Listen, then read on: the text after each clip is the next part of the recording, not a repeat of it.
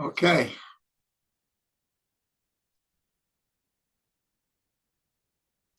I just want to mention before we start recording that I mentioned to some of you, we are leaving tonight for Pesach programs in the United States.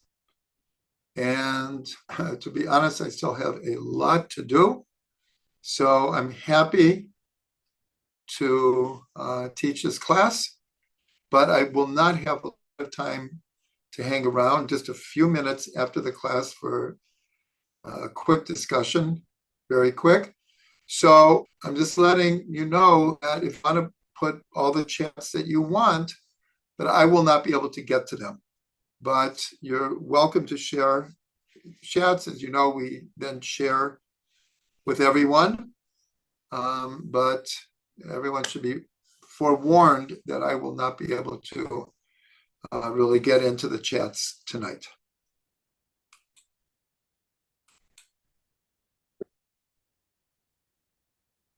Welcome everyone to Fundamentals of Kabbalah and Hasidut.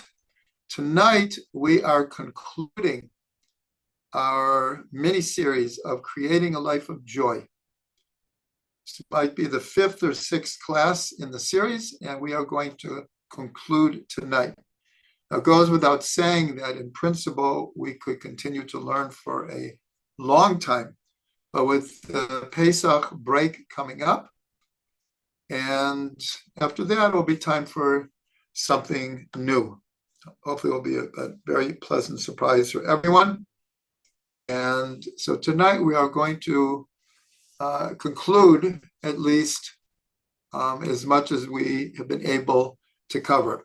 Tonight will be what's called a leket, a kind of like not a mishmash, but a collection of various sayings in our tradition about joy, with a little discussion about some of them, trying to get as many different angles and perspectives as we can in here. There's no particular order here, just a collection of different ideas, quotes from various sources. So I want to start with a quote from the book of Ecclesiastes, Kohelet. Ecclesiastes is known as a very, very philosophical work. There's some of it borders on, I wouldn't call it depression, but borders on a certain vanity. That's the whole thing. Hevel hevelim, vanity of vanities. All is vanity. And Shlomo Melech vents many existential questions and attitudes, and it's somewhat controversial. In fact, the sages considered not putting it in the Bible because of the fear that it might be misrepresented. But when you really go into it, both King Shlomo shows a lot of different perspectives on life and attitudes towards life. And even though most of it seems very kind of down, there is a certain idea that he repeats a number of times. And so I just want to read one of them. It's in the 3rd chapter, the 12th verse. And this comes actually right after the 14 pairs of there is a time for this and a time for that, a time for this, a time for that, time to laugh and a time to cry, a time for war and a time for peace, and 14 dualistic emotions that everyone experiences. But right after, he says the following. He says,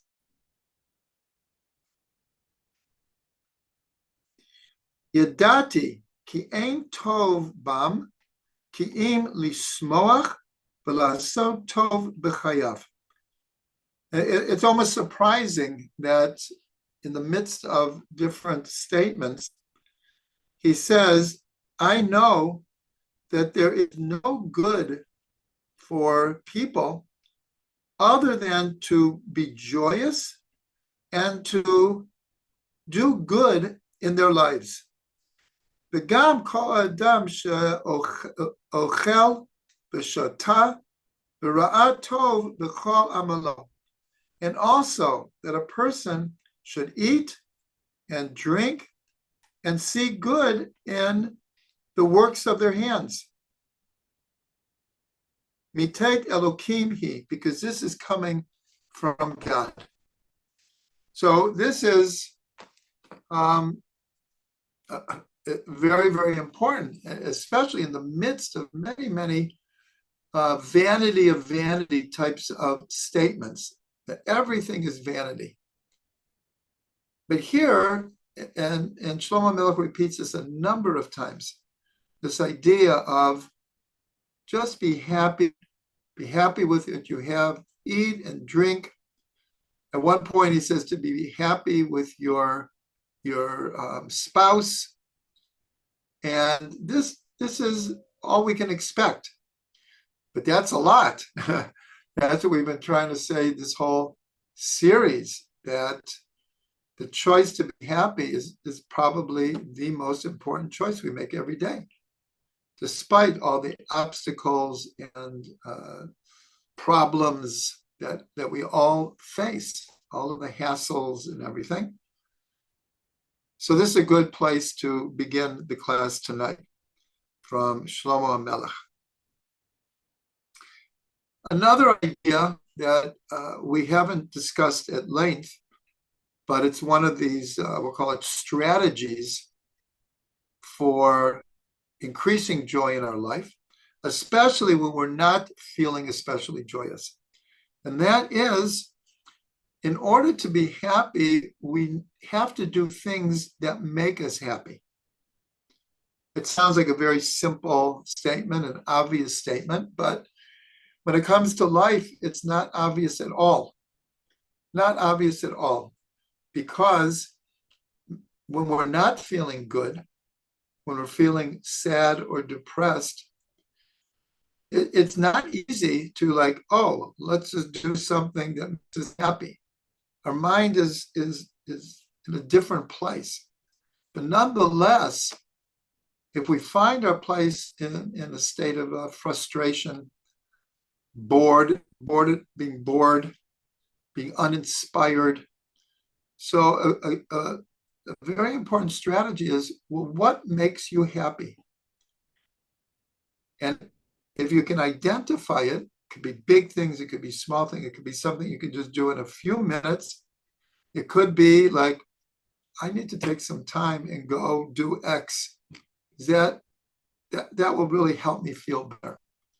So, like I said, it's a very simple strategy, but well worth remembering that to be happy, we need to do things that make us happy. So I'll bless everyone, first of all, to be able to quickly identify what can I do right now? I have an hour, I have a half an hour, I have 10 minutes, I have a whole day. And I'm not feeling especially inspired right now, but I don't want to feel this way. So the idea is, okay, go do something that makes you happy. Then it's brought down in many, many different sources that one of those things that can make us happy is doing something good for someone else. Shlomo even hinted at that, to do good in your life, that is part of the formula for being happy. And many, many different Rebbes say a similar thing, that if you're in one of these states and you don't know what to do with yourself and you're bored and uninspired and not particularly happy, so they say, go do a mitzvah. Find a mitzvah to do. And in many cases, the mitzvah is helping someone else out. There's so many different ways, and there's so many people we know who could use help, could use encouragement and strength.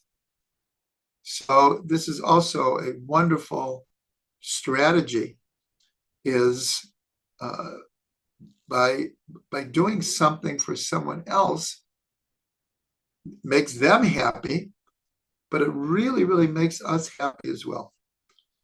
I think everyone knows that. Now, here again, there's no particular order here. These are just different notes that I took. Many, again, are coming from Rav Ginsburg's book, Being Happy the Whole Year, which was written mostly about the month of Adar, but is applicable for the whole year. So in the discussion of Adar, in a leap year, there's two Adars, Adar Aleph and Adar Bet. And we celebrate Purim in Adar Bet, in the second Adar. So there is a question, a halacha question, of how important is it to make a feast on Adar Aleph on the 14th of Adar, which is called Purim Katan. Now, we don't read the Megillah, and we don't give gifts to the poor, and we don't give mishloach manot, gifts of food. But there is a question, should we make a feast? It doesn't have to be like the same level of feast that we make on Purim. But the question is, should we make a feast? And there's discussion among the authorities. And so the Ramah, who is a decider of law for Ashkenazim, so he quotes a verse and says, Tov lev mishtet tamid. Someone with a good heart is up to, is willing to, is able to have a feast always ready to feast. And here we don't mean just eating. It means to celebrate, because every feast goes along with singing and with family and friends and joy. And so that's what he says. Tov lev mishtet tamid. That we should always be ready to celebrate. So there's an explanation, and he says that we should be machmir. Machmir means we should be stringent. In other words, we should be stringent in making a feast on the first Adar, on the 14th. So there's really an amazing idea that comes out of here, is that machmir, that's the word for being strict or stringent. So it's the same root as chomer, which means physicality. And it's also the same root as the word for donkey, chamor. So one of the explanations is when it says that Mashiach will come riding on a donkey, one of the ways we can understand it is that he will be machmir in joy. Because as we've learned, the letters of Mashiach, when permuted, spell Yisach, he will be joyous, or Yisamach, he will cause joy to others. And so the Mashiach will be very machmir in being joyous. So it's just such a beautiful idea, a beautiful idea to hold on to. Okay.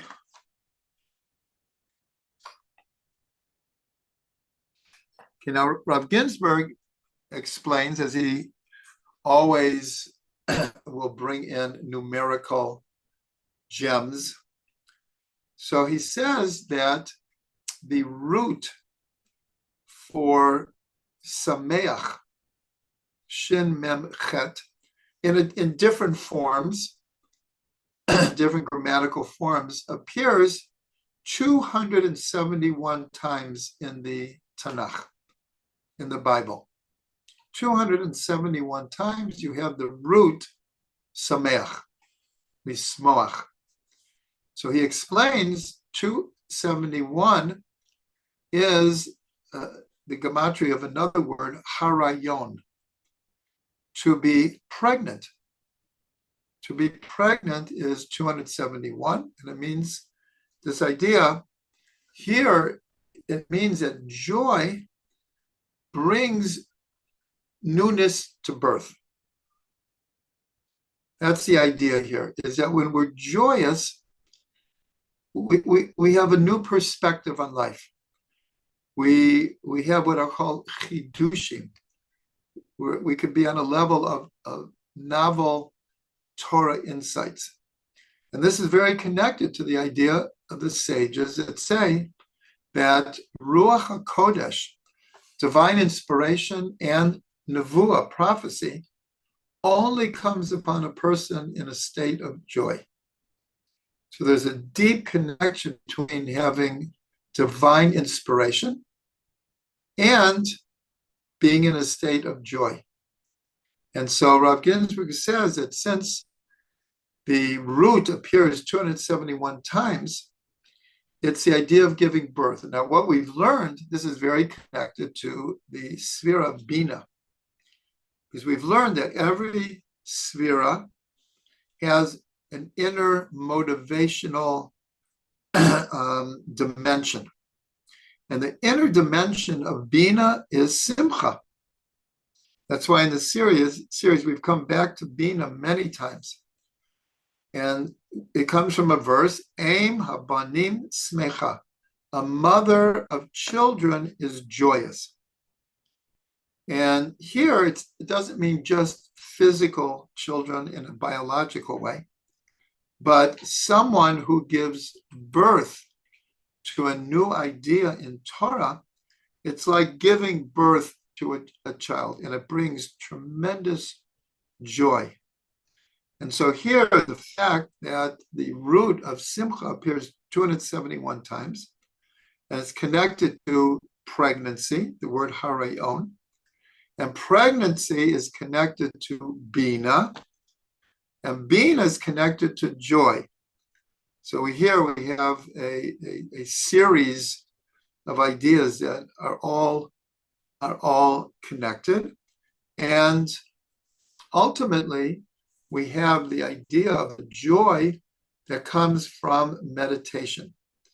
Because the Hebrew word, or one of the two Hebrew words for meditation, is hitbonenut, from the word bina.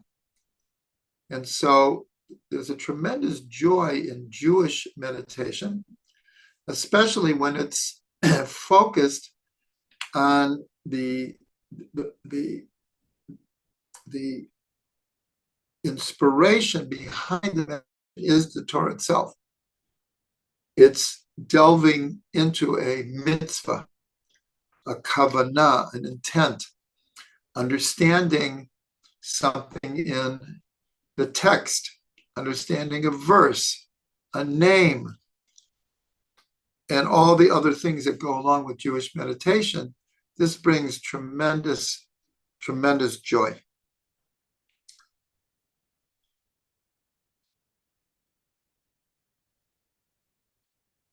Now here we should point out, we have mentioned this, but we're going to just go a little bit deeper. There are two different verses that talk about joy, talk about serving God. One says, Ivdu et Hashem b'simcha, serve God with joy. The other one says, Ivdu et Hashem b'yira, serve God with awe or respect or healthy fear. Healthy fear, I choose to use the word tremendous respect. That's what we're talking about. Yirat Hashem is the, understanding our relationship to God and the incredible respect due to our Creator. And so here it seems like opposites. One says serve God with joy, the other one was with yira, but of course they're not contradictory at all. There's different ways and at different times and different circumstances of how to serve God. But here we could learn that serving God with yira is also serving God with joy. So actually, Rav Ginsburg points out when it says, Ivdu et Hashem b'simcha, Ivdu et Hashem b'yira, Ivdu means serve God. But it's the same word, means to work. And so what comes to my mind, Rav Ginsburg didn't say it like this, but he meant it like this. I think everyone remembers the song, Whistle While You Work. The idea that we can even turn work into a joyous experience. This is the deep teaching from the Baal Shem Tov. B'chol derachecha de'ehu. In all of your ways, know him. And since so many of us spend so much time working, it could be for pay, or it could be just working around the house, or working, taking care of the children, or doing errands, whatever it is. It's task oriented. We'll call it work. And so Rav Ginsburg said that this is one of the great secrets of life is, if you're going to spend a third of your day working, then try to find ways to make it in a joyous fashion. Now, Rav Ginsburg points out another thing, that the first time that the word simcha is used, we'll call it strangely or ironically, it's by Lavan. And this is when Yaakov, after 20 years taking care of Lavan's sheep and feeling very, very ripped off, he finally comes to a deal with Lavan. And Lavan thinks that Yaakov is a total idiot and a fool, and he's going to even benefit more. But Yaakov basically, in a straightforward, honest way, his plan worked, and he took a good amount of Laban's wealth. And then God comes to him and says, it's time to go back to Israel. So Yaakov is somewhat fearful of mentioning to Laban, I'm planning on leaving. So he leaves with his whole family. And Laban comes after him, and he complains to him, you've like stolen my children and grandchildren by stealing off in the middle of the night. And then he says, I would have sent you away b'simcha u'b'shirim, with joy and song. And this happens to be that the first time in the Torah that the word simcha is used. So here we could see two important things. One is simcha is co-joined with song. And this is an obvious connection that one of the activities that brings people such joy on an individual level and also on a communal level is song, especially in prayer. That's how many, many people experience joy in a community, is when a community gets together and sings the prayers. Karl Bach davening in our day. So that is one important thing. But Rav Ginsburg points out that the gematria of B'simcha u'b'shirim equals 913. 913 is the numerical value of the first word of the Torah, Bereshit. And so Rav Ginsburg says that from this we can learn that God not only created the world through speech, like we say every morning, blessed is the one who spoke, and the world came into being. But God sang with joy the world into being. These are Rav Ginsburg's words. And I have to say, I was overjoyed to see this because some of you probably have my book, The Mystical Power of Music. And that is one of the basics of the whole book, is that God created the world through song.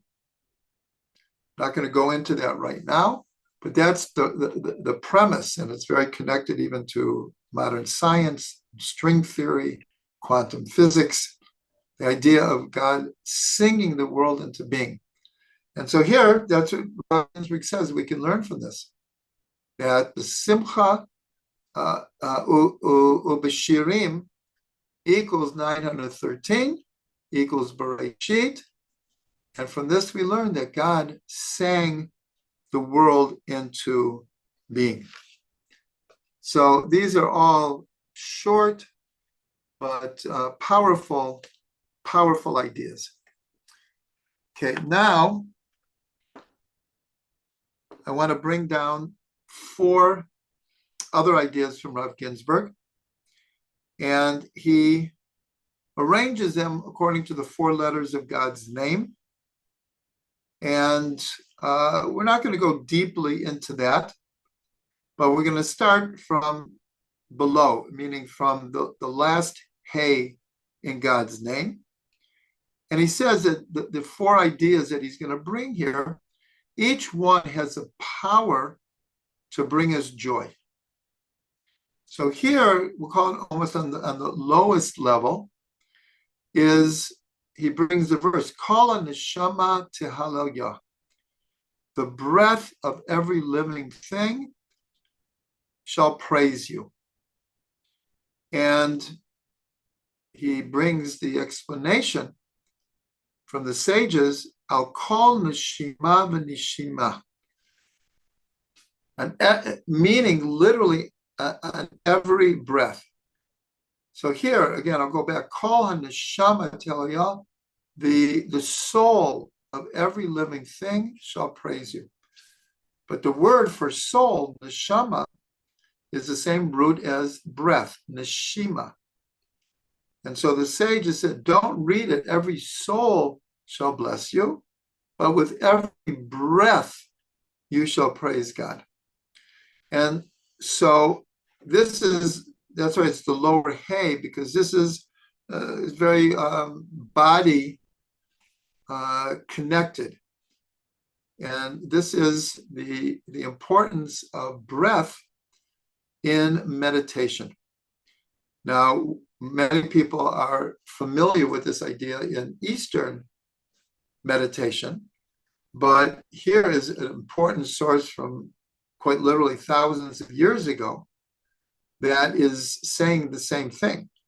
We have it from a Jewish source, the idea that there is a way of meditating on God through breath, and that meditating connects us with great joy, with great joy. I should mention here, and you could look this up on YouTube, that Rav Ginsburg formulated a meditation according to 4 letters that spell the word chedva. Chedva is one of the words of joy. There are many words of joy. We have focused mostly on simcha, but chedva is one of the words of joy. And the chet equals 8, the daled equals 4, the vav equals 6, and the hey equals 5. I'm going to explain this quickly, but there is a YouTube with Rav Ginsburg explaining this meditation. It's a breathing meditation, but the fact that it's to the word chedva means that it is connecting us to a deep inner joy. So the way it's done very simply is we breathe in, and for 8 counts, that's the chet. We hold the breath for 4 counts, that's the Dalet. We breathe out for 6 counts, that's the Vav. And then we enter into a state of rest for 5 counts. So it's 8 breathing in, 4 holding, 6 breathing out, and 5 relaxing. And the idea is after a number of times, don't even have to count anymore. It's just more on just concentrating on the word chedva and the idea of joy. Very connected to this is the same meditation on the 4 letters of God's name, a yud and a hey and a vav and a hey, because it's very, very close to the same breathing system here. Instead of a chet, we begin with the first letter of God's name, a yud. Instead of holding it for 4, we hold it for 5, the hey. The breathing out is the same, 6, and the resting is the same, 5. So in other words, the last 2 letters of chedva are the exact same last 2 letters of God's 4-letter name. And just the yud and the hey are just slightly different. So this makes a very, very potent meditation through breathing and being able to focus and concentrate on God's name. And then, of course, that is the beginning of the meditation, and it can take you, depending on your kavana, it can take you to all kinds of places. Then, going up to the Vav of God's name. So Rav Ginsburg says, Il malei HaKadosh Baruch Hu azro ein yecholo. If God would not help a person, he would not be able to. Now, this is a general statement. Now, remember, the first hey that we discussed is breath, is body. It's like the nefesh. This is more the emotions that a person realizes if God wouldn't help me, I wouldn't be able to do anything. But specifically, this quote, it relates to the Yetzer Hara, the evil inclination. In the Gemara, it says that the evil inclination wants to kill a person. Could be morally, could be ethically. It could be to kill his inspiration, kill his faith, and maybe by dragging him into terrible lifestyles, actually kill him bodily. So that's what the sages say. If God would not help him, a person would not be able to defeat the evil inclination. So that's on the level of the emotions, which is the Vav of God's name. Then moving up to the first Hey of God's name. It's very similar, but it's Hu Hanotein Lecha Koach Lasot Chayil. He is the one who gives you strength to succeed, to accomplish. Hu Hanotein Lecha Koach Lasot Chayil. And so this is a little bit more of an intellectual kind of idea. It's very similar to the one we just discussed, that without God's help, we wouldn't be able to accomplish. But here, it's more in the positive. He is the one who gives you strength. The other one is, we'll call it more of an emotional, that if he wouldn't give me strength, I couldn't make it. And here it's more of an awareness, an acknowledgement that the only way I have the strength to accomplish anything is because God is giving me the strength. And then the highest level, we can understand on 2 levels. One, Rav Ginsburg writes, Etzem Heyot Yehudi, the simple fact that I am a Jew. And there's many, many stories of even Rebbes who were not feeling like super joyous. Were kind of a little bit down in the dumps. And what brought them back to a state of joy is everything else might be going wrong right now, but at least I can be joyous because I'm a Jew.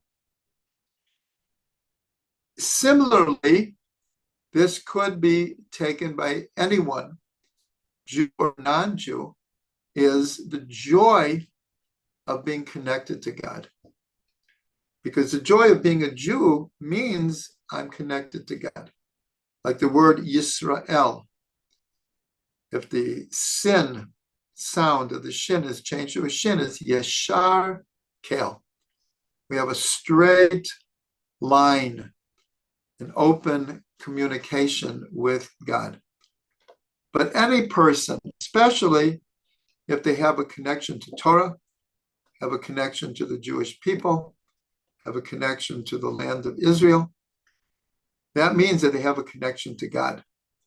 And so everyone can be joyous on whatever level they are in their connection to God.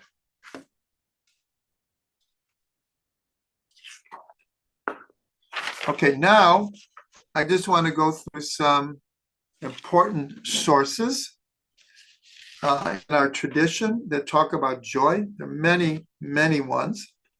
I just picked out a few here. And one is very connected to what we just learned about the gematria of 913 being besimcha ubishirim, in joy and song. And that equals Bereshit, and that God was joyous when he created the world. But there's actually a midrash that says without the numerical gematria. So it says like this. This is Midrash Tanchuma in Parshat Shmini. It says, Kishabara Kadosh Baruch Hu et olamo, haita simcha gedola lefanav. That when God created his world, there was great joy for him. So here, just even without the gematria, we have the source that God created the world through joy. This is very, very important because that means in a certain way that the fabric of the universe is joy. And that's a very important statement, that the fabric of the universe, because if God invested, put his energy into creation, and there is no creation without God's continual energy. God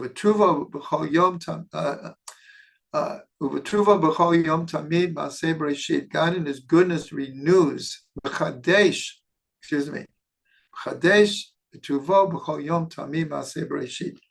That God in his goodness renews the works of creation. So there's a constant flow of God's joy into the world. And so when we can't find anything else to be joyous about, this is such an important idea.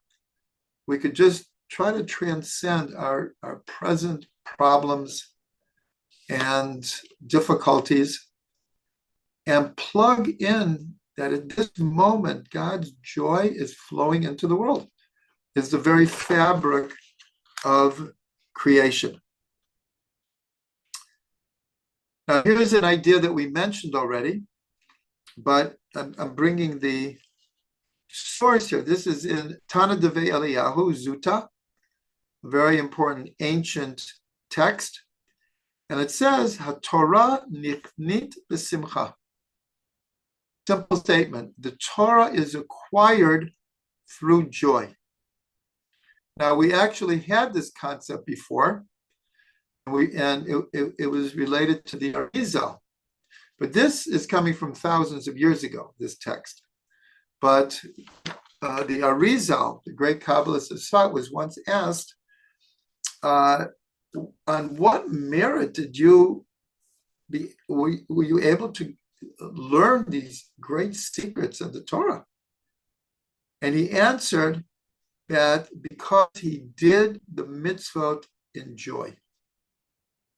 And if he said it, it meant for real, like when he would do a mitzvah, he infused it with joy. And so here is the ancient source to this idea.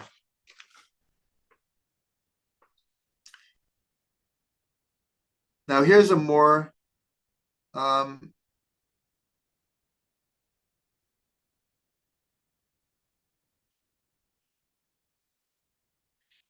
this is actually based on the Talmud in Ketubot 111a, where it says, it is greater if you cause someone to smile than if you feed him milk. This comes from the Talmud. And so Reb Shlomo Zalman, a recent halachic authority, said, we know how great a mitzvah tzedakah is, yet causing another person to smile is even greater. That, excuse me.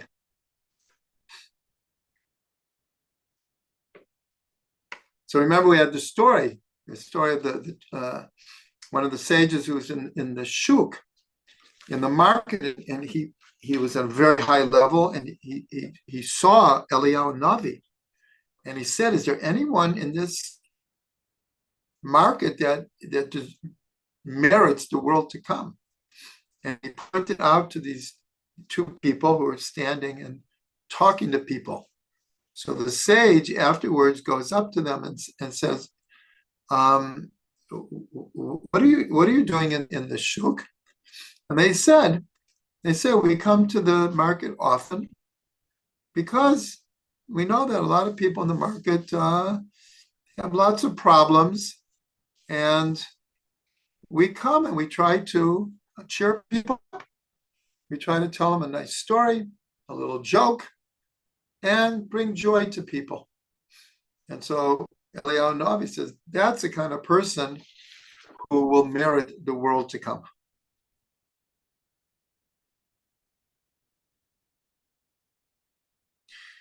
Now here's a quote from the Baal Shem Tov. Baal Shem Tov says that when he was talking about the obligation to be in a state of joy and to serve Hashem with joy.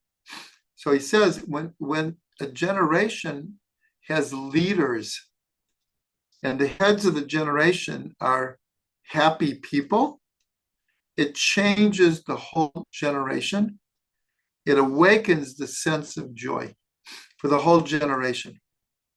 So this, of course, goes with the whole idea of the power of the tzaddik, the power of the righteous leader, and that he has the power to spread not just joy, but goodness and Torah and everything good, and it affects the whole generation. So halavai, we would merit leaders who knew the secrets of joy.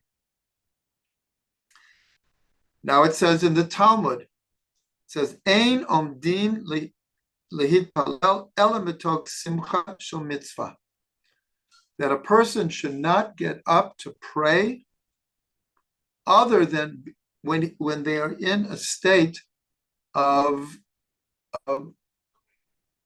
doing the mitzvah with joy. Now it's interesting because there's another statement that it seems to say very different.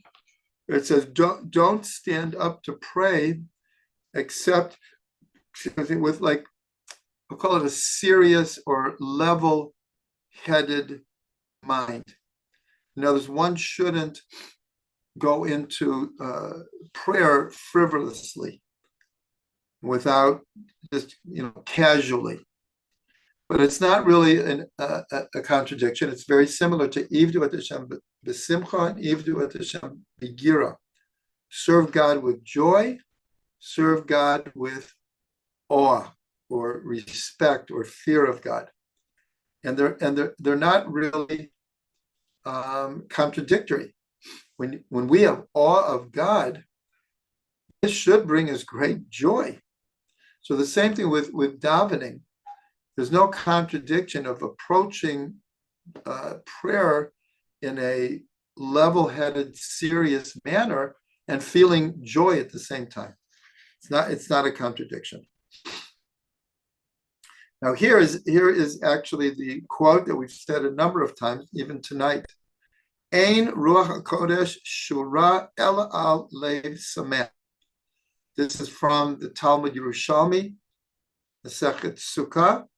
It says, divine inspiration does not rest on anyone who's not in a state. Here it says literally a happy heart, has a happy heart.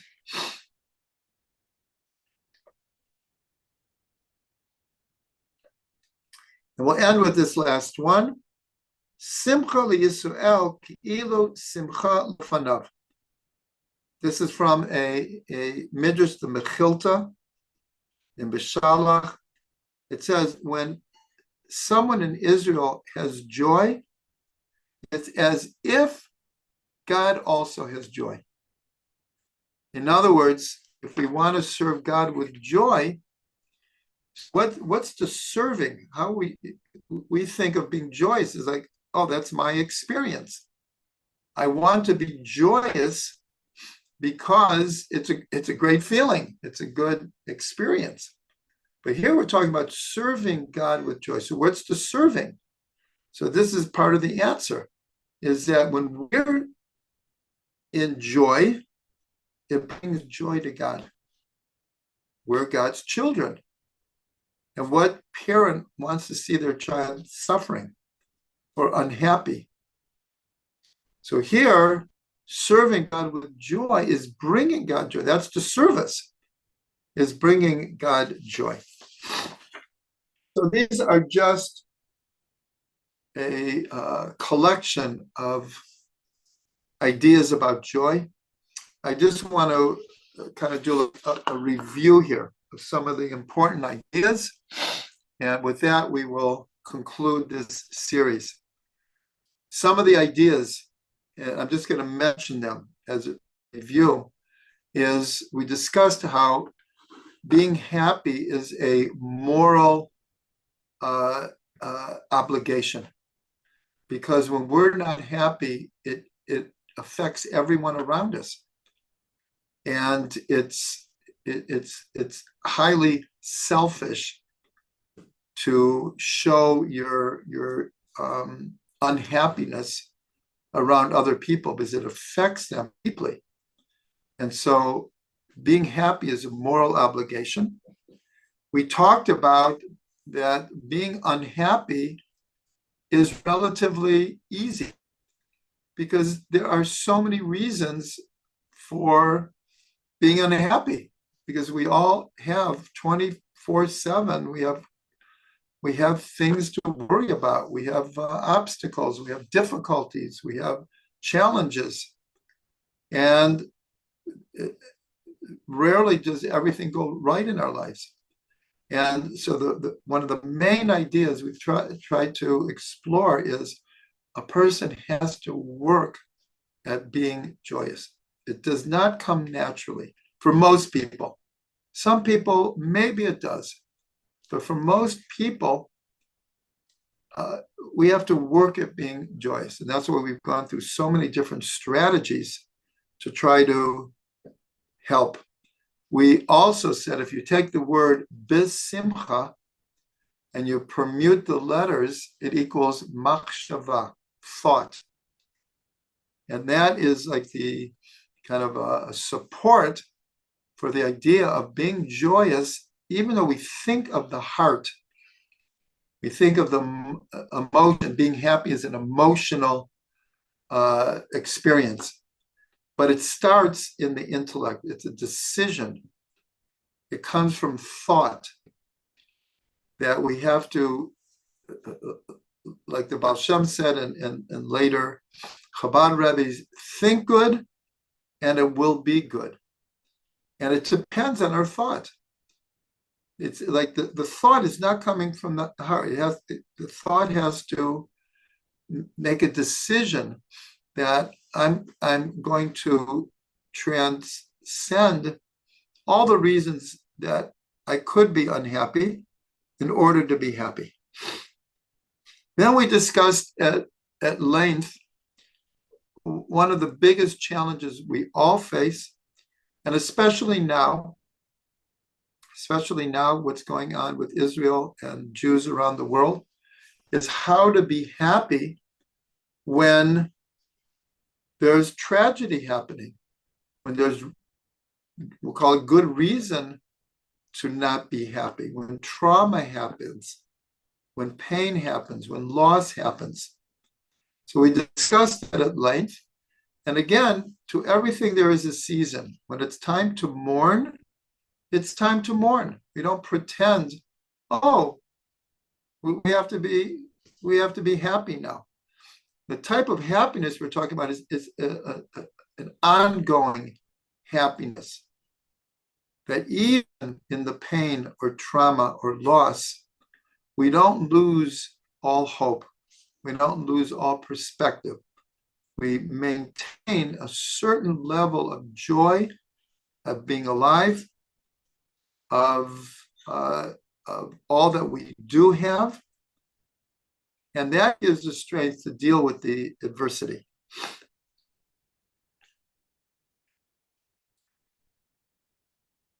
We discussed with the ideas of the difference between fun and joy.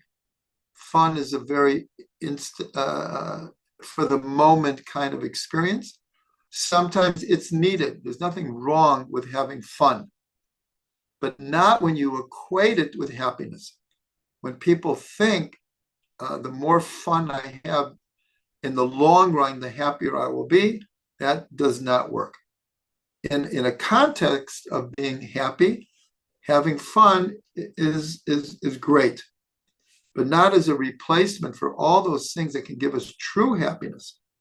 Fun lasts for however long you're doing that, maybe a couple of good memories from it, but it doesn't solve the reasons why people are happy. We talked about not adopting a victim look at ourselves, the type of self-esteem that we beat ourselves up, that we don't like ourselves. With those kinds of attitudes, a person simply cannot be happy. And there are times that we are victims, that things happen to us just out of the blue, unplanned, unfair, and we feel it. But it doesn't mean that we have to adopt a lifelong attitude of victimhood.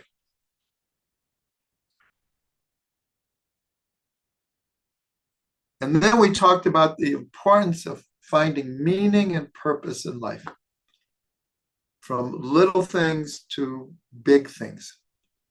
And there's many, many different levels of finding meaning and purpose, but it's indispensable for creating a life of joy. Without having a sense of purpose, then life can be a big drag. Really, having purpose gives us a sense of mission in this world, of importance. That what we do and think and say is important, and it matters to other people, and it matters to God.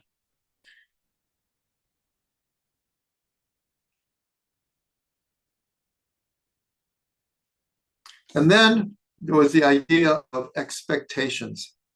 The more expectations we have, the more possibility for disappointment.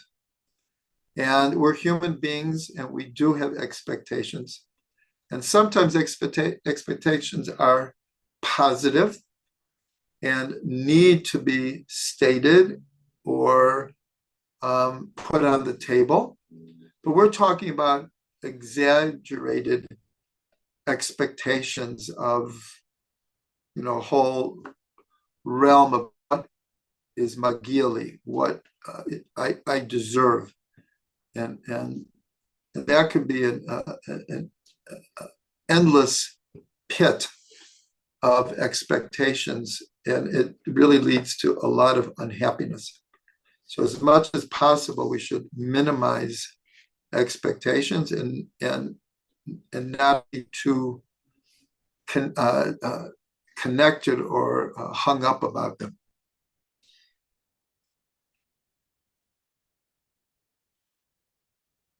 And then one last thing we'll say, this applies to all of us in one way or another, that one of the greatest ways of finding purpose and mission is through religion, is through Torah, is through the mitzvot, is through our connection with God.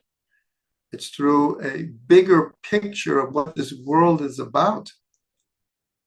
And so the Jewish lifestyle, a Torah lifestyle, is such a boon to bringing joy in our life. All of the holidays, every Shabbat, so many mitzvot that we have a chance to do to help ourselves and especially help others. That all day long, 100 blessings a day, 100 blessings a day to be grateful for. So I'll end this series with a blessing that each and every one of us can find the strength to work on being happy, to take those steps that it takes to be happy, and may we see the Mashiach, who will be the master of joy.